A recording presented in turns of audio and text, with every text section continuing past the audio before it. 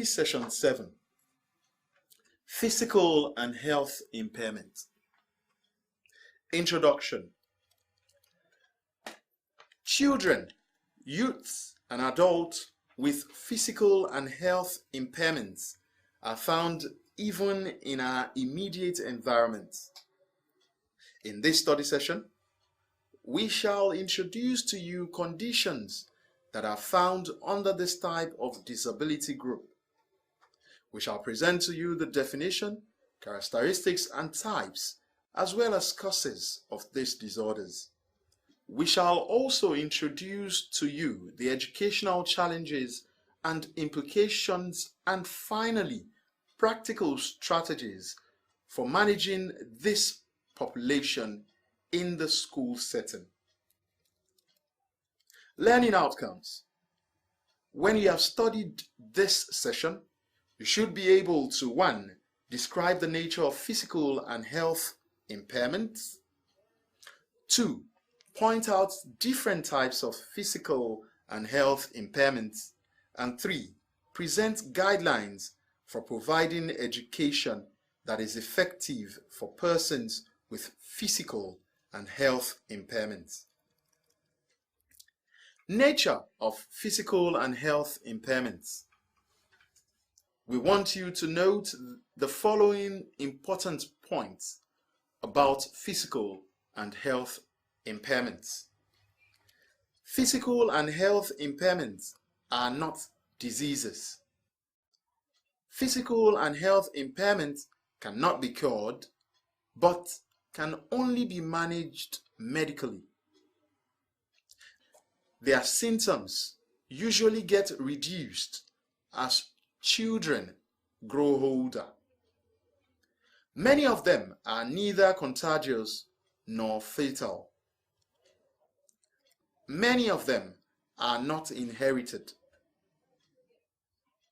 They could be mild, moderate, or severe. Categories of physical and health impairments. Heward 2003 grouped physical and health impairments under 2 categories. 1. Orthopedic and neuromotor. 2. Other health impairments.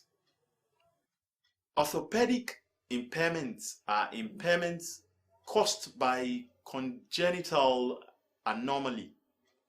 Congenital anomaly describes malformation that a child is born with.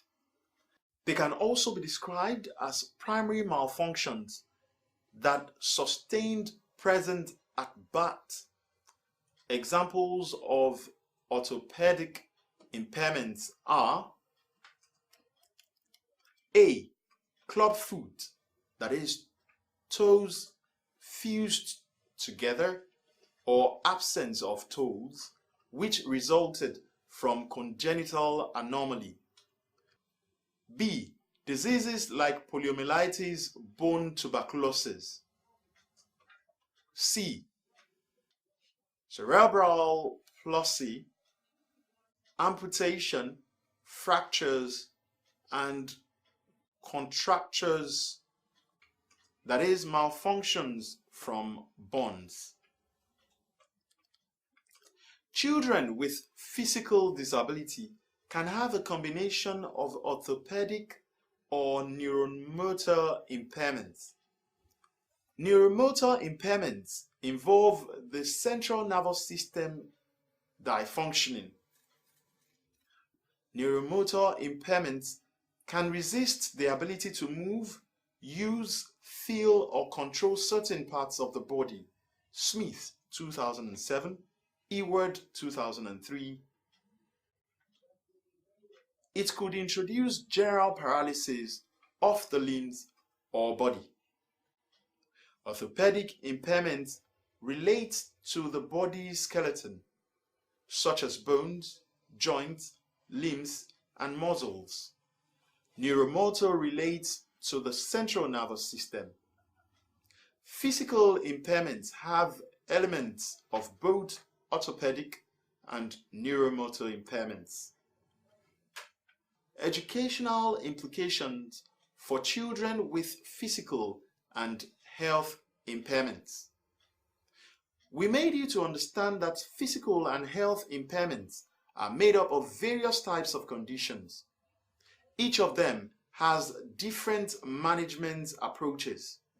While some need constant medical care due to frequent recurring symptoms, some need continued assistance and enhanced accessibilities to programs and services.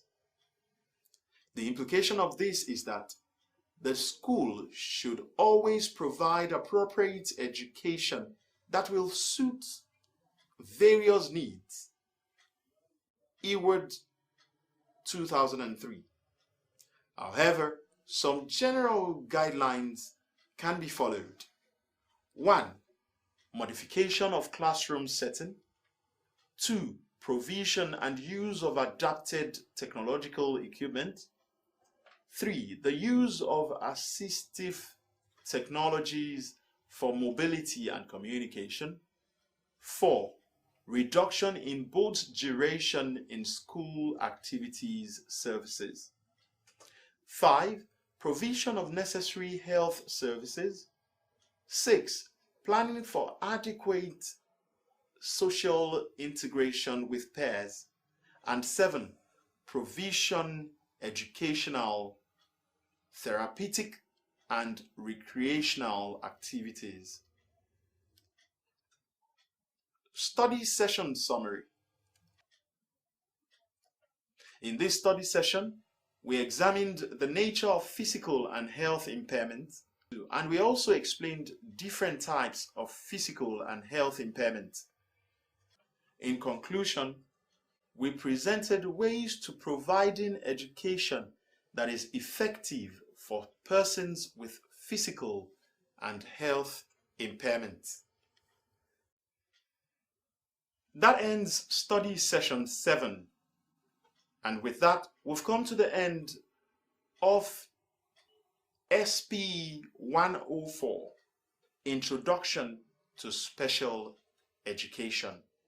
Thanks for listening.